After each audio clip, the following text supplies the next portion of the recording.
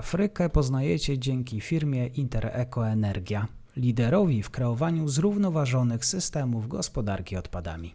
Good morning to all the listeners of the African program of podrozbezpaszportu. It is my pleasure today to lead the program as a substitute for Mateusz Grzeszczuk. And we have a very opportunity to speak with Dr. Reuben Egolf. The Dr. Egolf CV is so extensive that it is simply impossible to squeeze it within 1 minute summary. But he's the founder and the chairman of STP Energy and Solutions. He mostly speaks about ethics in business, leadership, strategies. He consults on debt reconstruction and economic development of African and Asian states. Instead of being engaged into African affairs, he also counsels on the situation in the Middle East. He worked closely with the U.S. Senate Foreign Relations Committee.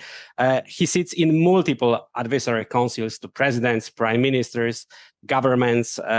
He was engaged in multiple development projects. Probably the most important for us are those in Gambia and Tanzania. It is great to have you in the show, Reuben. It's my pleasure, and thank you. And it's a great privilege to be a part of this program and to kind of indulge ourselves into something that I think is very worthwhile discussing. So without further delay, taking into consideration your vast experience in energy transition and the situation in sub-Saharan Africa, I propose that we maybe could concentrate today on the energy transition and the energy situation in sub-Saharan Africa. There is the belief in the discourse, especially in the European Union, that sub-Saharan African states can simply jump over the phase of development based upon fossil fuels. The European technocrats is saying that the fact that you are not dependent on oil, coal, or gas, actually some of the sub-Saharan states are deeply dependent on coal, on gas, takes South Africa into account, or gas is going to be a transition fuel in Tanzania. But this idea of leaping over the stage of development based on fossil fuels is being seen as the advantage of sub-Saharan Africa. But I always ask myself a question that while in Europe or in the US, we speak about producing a greener energy, in Africa is the question to how to put more energy into the grid. So what do you think about the ideas of how sub-Saharan Africa could go through this transition? And just to remind our viewers and listeners that Africa produced less than 3% of CO2. Africa did not contribute to the global warming, but the cruel paradox of globalization is that sub-Saharan states are suffering the most due to the climate changes. So do you think that it is worth considering and pushing this narrative forward? Because that's also one of the planks of the global getaway strategy of the EU, investing in solars, investing in windmills, investing in hydropower, which can be under the threat due to the climate changes. What about the sustainability of the solution for sub-Saharan African states? Well, thank you. And a good question, obviously. And I think where there is a little bit of hypocrisy that comes into play here, when you're speaking about Europe and the United States, many times have been the ones who determined or dictated a lot of the direction, also have created a lot of dependency in African, in especially sub-Saharan countries, especially. And when you have these particular players at times who determine or dictate the direction or set the standard or protocols of engagement internationally, what has happened for many, many years, sub-Saharan Africa has struggled to meet the demands that's been set on them. The fossil fuel industry and their dependence on that in sub-Saharan Africa as well has been very paramount, actually. But we have set that standard. So we have to take some responsibility in that. We're the ones that kind of determine the pathway. When it comes to the renewable energy side in Africa, it is a landscape that if I can back up and say this, I think it is a landscape that is conducive naturally for renewable energy, and almost pardon the pun in that, where you have vast landscapes, geological terrains that are very conducive, say, for solar.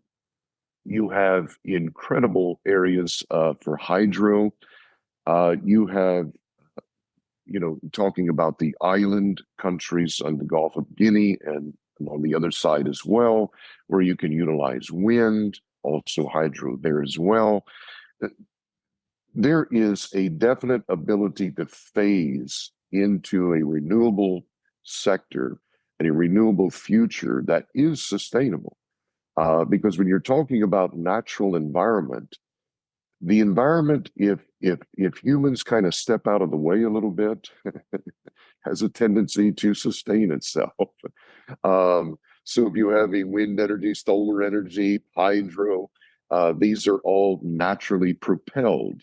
And what I see sub-Saharan Africa needs is simply the lack of interruptions of the greed and the overpowering will of countries who are wanting to make them a continued subservient to fossil fuels.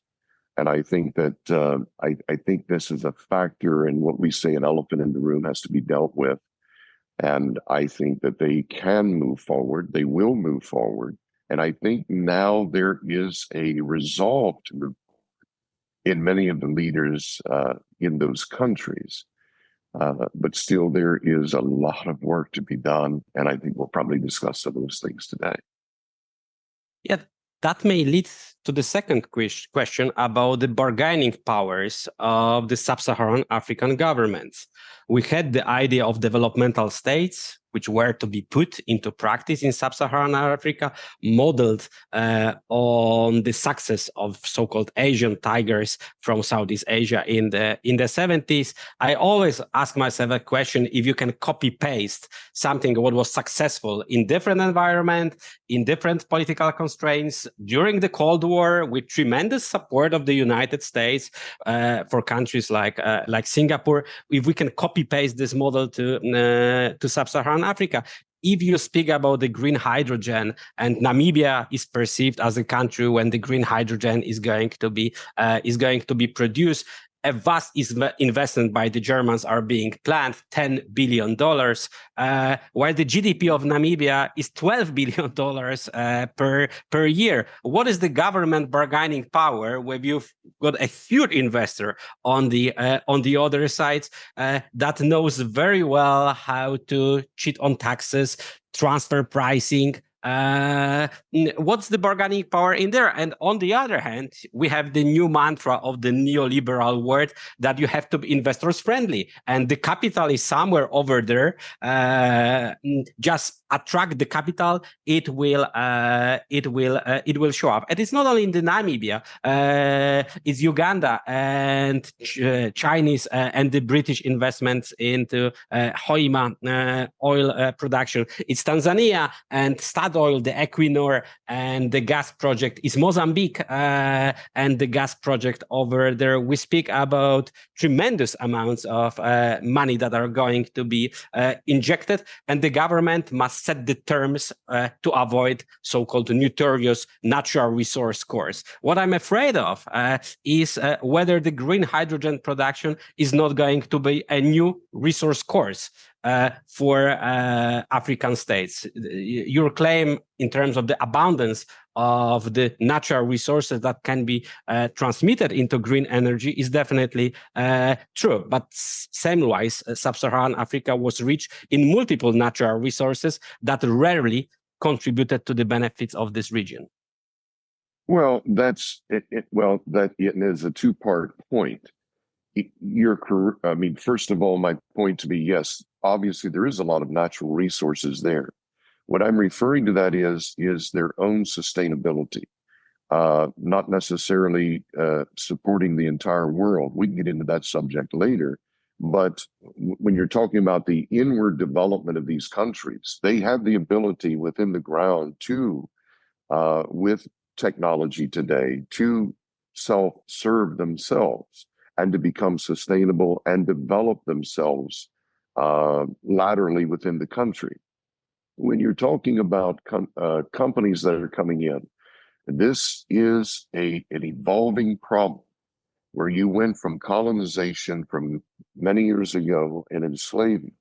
But now I'm seeing a transition to where, yes, you have companies coming in that rival the GDP of the country.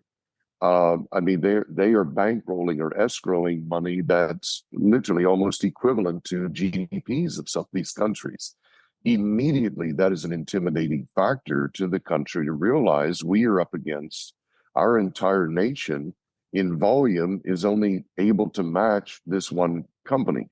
The basics of that comes down to negotiation, and they have to protect themselves. And you mentioned this about laws and regulations. This, like never before, is paramount to them in engaging with companies and organizations who are coming in wanting to extract or produce something new out of a new or another mineral resource. The governments have to come with their regulatory policies that ensure that the boundaries will be enforced.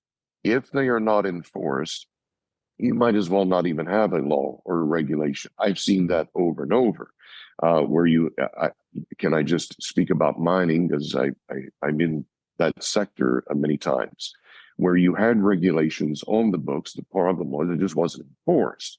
So you had 3 or 4 people who were prospering from this, and the tax revenue, because the mining companies throwing their weight around, lowered or devalued the mineral asset volume they had, so they could lower the volume of revenue to the country until they got it out and then made extravagant profit margins. I was actually involved in one country in re-regulating and redoing their policy and regulations for that industry. Because of that, we even froze the license for a period of about 2 years.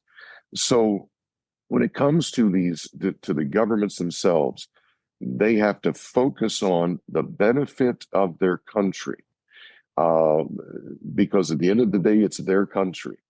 And if the minerals are pillaged and pilfered and taken out, and what are they left with? That's what that country has. That's your asset. They're the richest in the world, but it's in the ground. How I deal with this means the world. It means everything for our people within this country. And I think it just simply comes down to that when they come into these PPP, these public-private partnerships. When they come into this, you have somebody coming, that's escrowing whatever $1 billion, and your GDP is barely making it to 2.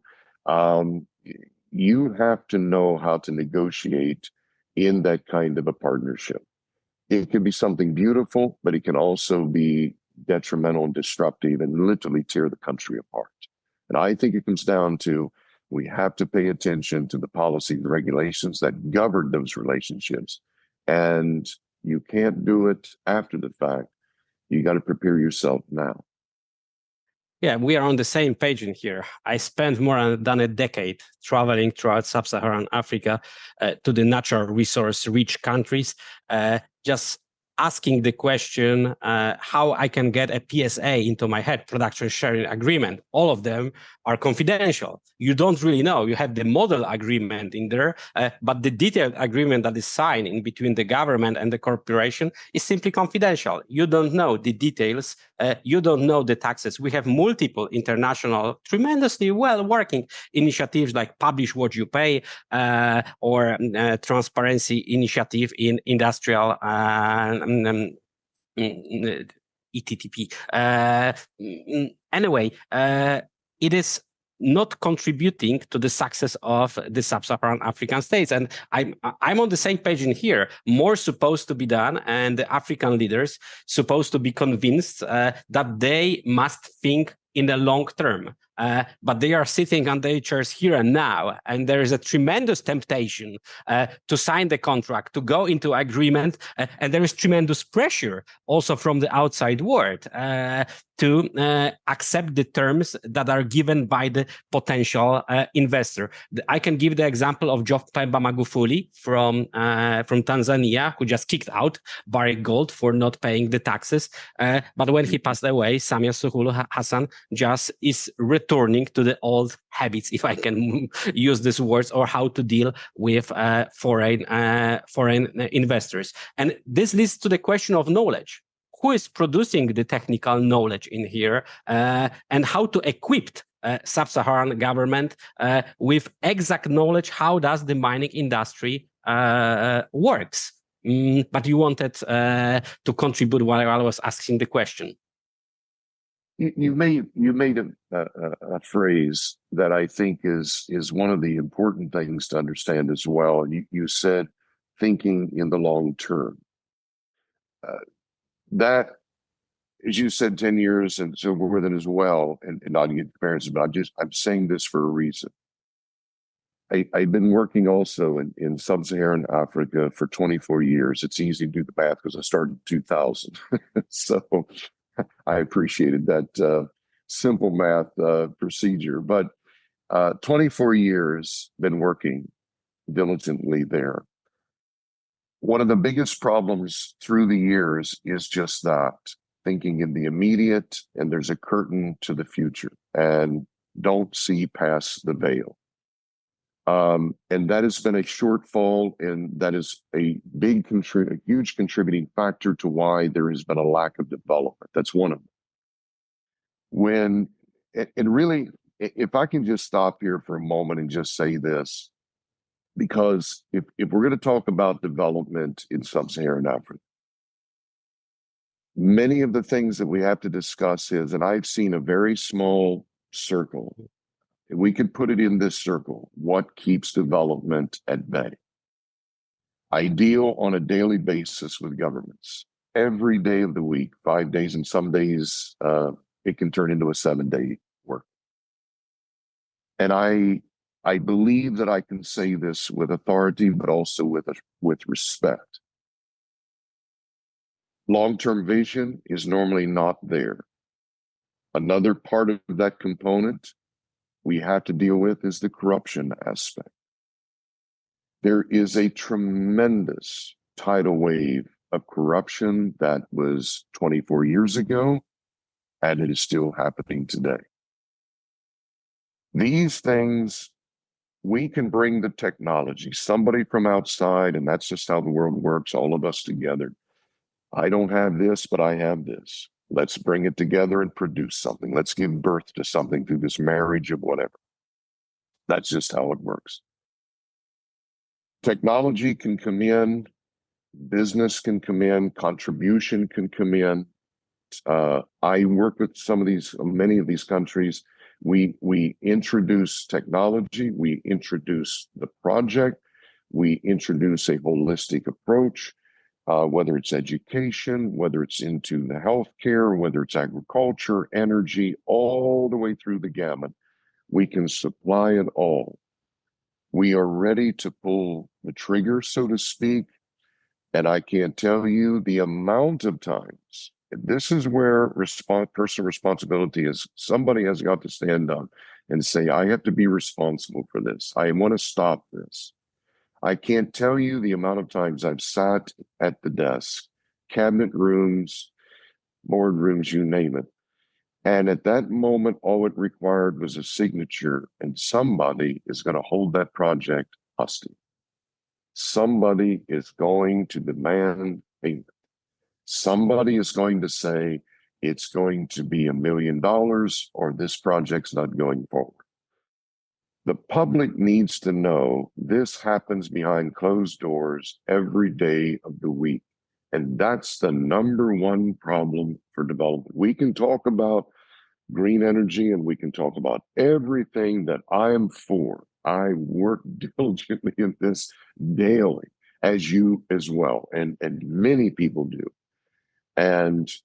But the problem we have got to get beyond is this thing of corruption that is a cancer that is killing the continent. And I do see good signs, and I do see some leadership emerging.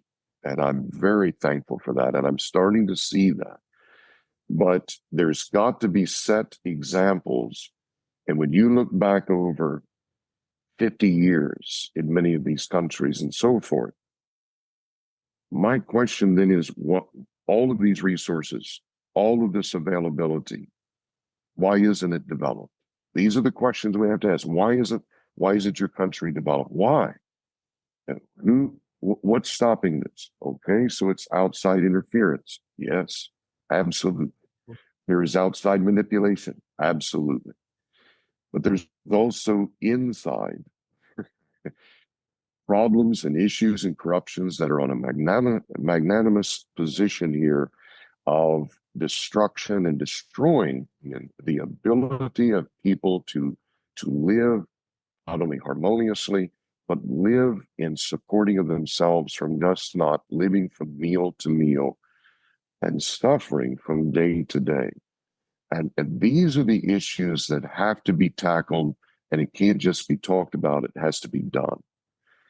We come into countries all the time. We introduce hydro, we introduce solar, we introduce waste to energy and waste management, and we introduce healthcare. We have the ability, we have the funds, we have all of this. But in particular, one West African sub-Saharan country, we have healthcare ready to go. We can revolutionize the whole healthcare system. And we're waiting on, we have one land concession. You're speaking about the concessionary, what can governments do? And we're waiting on another land concession, and we'll literally manage and build the hospital and then hand it over. We've done this in many, many, many countries. But what's holding it up? The elephant in the room. Mm-hmm. And these things have got to be dealt with. If we're going to really talk meaningfully about developing this continent, that's got to be dealt with, and they have to take ownership that this is a problem, and that thing has to stop, because what that does is feeds what we're talking about. Because I can come in, or somebody come in honestly to do business, but another individual or another country comes in, and they're going to come in with the bags of cash, or they're going to come in with under the table. What happens? It perpetuates the problem. If somebody operates illegally from the outside coming in, they're not going to treat your country with respect. They're already starting illegally to begin with. They're already starting wrong, unethically anyway. How do I expect, when this guy is bringing me in millions of dollars, he's promised to develop my country, if he's giving me all of that money to just do his own side hustle, don't expect your country to go anywhere. And that is what perpetuates a lot of this. And these are things that I think needs to be discussed. Oh, thank you, Reuben. That is very, very true and very important. I think that's the most important sentence that appeared during this program since it has started. Also, deeply rooted into academic discourse, because we have exactly the same claims in academia. There is the external exploitation. There is a structure that divides the words into centers, peripheries, semi-peripheries. Sub-Saharan Africa is definitely a periphery of the word system. But there are also the internal structures that we call the neo-patrimonial, that when you rule a country, you perceive it as your private property. And the distinguishment in between private funds and the state-owned funds is very, very blurred. And that's the double-edged sword. If you put the blame on colonialism, slavery, exploitation, there is a grain of truth, obviously, in all that, but there is also another side of the coin that we must put our attention to. Reuben, I really hope that we can continue this conversation in the next episode of the show. Thank you very much for this conversation. I really appreciate it. I look forward to it, and thank you. It's a privilege. I appreciate this. Is a discussion greatly needed, and I'm just humbled to be a part of it. Thank you. Thank you.